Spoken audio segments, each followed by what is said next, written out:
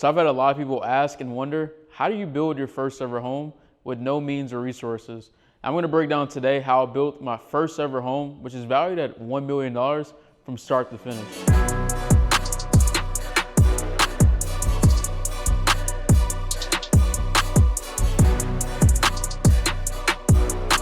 So step one before anything else is you have to find a deal. Now you need to know what you're looking for, and there's multiple different options in real estate that you can choose, whether it be real estate wholesaling, fix and flipping, or new development. I'm going to explain in detail new development, given the fact that that is what I decided to do with this exact project. And so to give you a little context or story, I used to wholesale in the past, and so I had a lot of experience with finding off-market deals at really good prices. And so I knew I had my attention set that I wanted to build in 2025. And so I was on the lookout for, certain properties in certain areas that fit within my criteria. And this one happened to come along through an SMS lead at the beginning of the year that fit every single criteria and checkbox that I had set for what I wanted to do when I wanted to build my first ever property.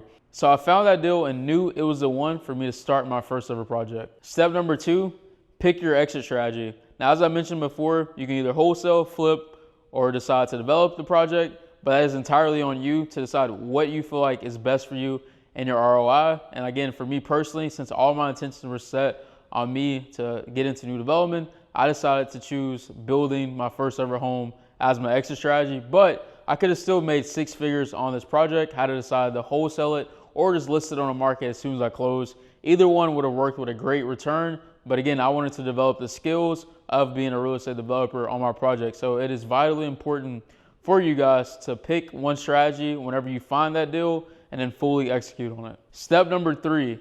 So after you find the deal and you find what exit strategy works for you, next you have to find financing if you decide to close and execute on this deal yourself. Now there's a variant amount of different financing, whether it be hard money, private money, or even bank financing that you can all choose from. Again, I think a lot of you guys are beginners, so hard money probably will be the easiest route for most of you guys to get involved and included in real estate, because hard money is based on the asset itself, not necessarily you, the creditor or debitor, in that exact situation. And so for me personally, I chose hard money.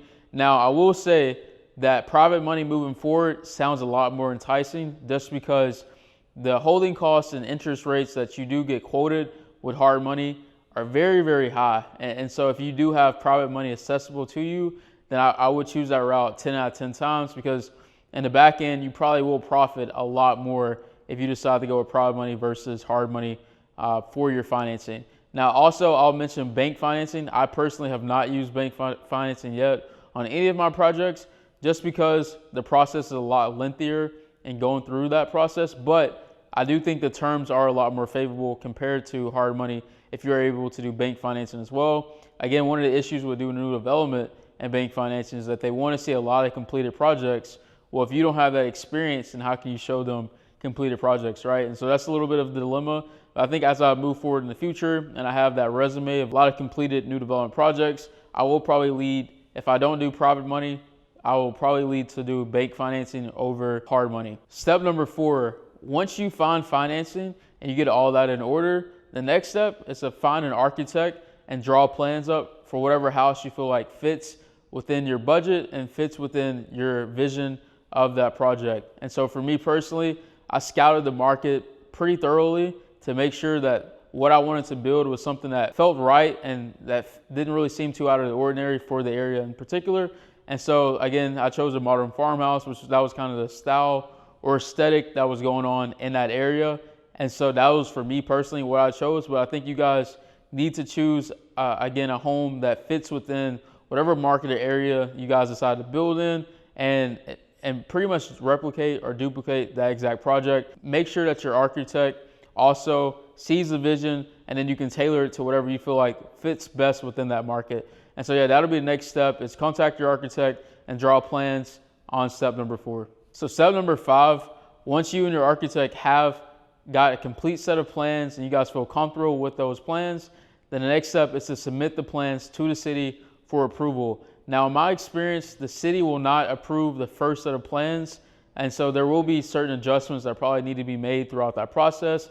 And so that's on you to maintain that connection, that relationship with the architect, to make sure that the city does approve those plans and you guys all get on one page and one accord. Because honestly, until the city approves those plans, there's nothing that you can do moving forward with that project. So step number 6, once you guys have submitted plans to the city, then it's time to find contractors and then start getting bids for the entire project. So the new development projects are normally a numerous amount of different trades that are ongoing at any given time. And so you will need to get a lot of different quotes and bids. Now, some of them are turnkey, which I decided to go with a lot of turnkey projects just to kind of not have to manage so much myself. But if you decide to save certain costs and you want to buy the material while also hiring out each trade individually, you can do that as well, but it will take you a lot more time, or it might be a little bit more loading as far as on mental capacity for having that responsibility as well. So I'll have a team of contractors and bids ready. That way, when your plans are approved, you're able to start without any delays. So step number 7, once you have selected all your contractors, you got quotes and bids. So now enough time should have passed where a city has approved your plans. And so since you have gotten your quotes and bids in the past, as I mentioned in the steps before, now it's time for you to officially hire these guys on to begin the entire project and get the ball rolling. That way your project is making progress. So step number 8, once you've gotten your approved plans, now it's time to start.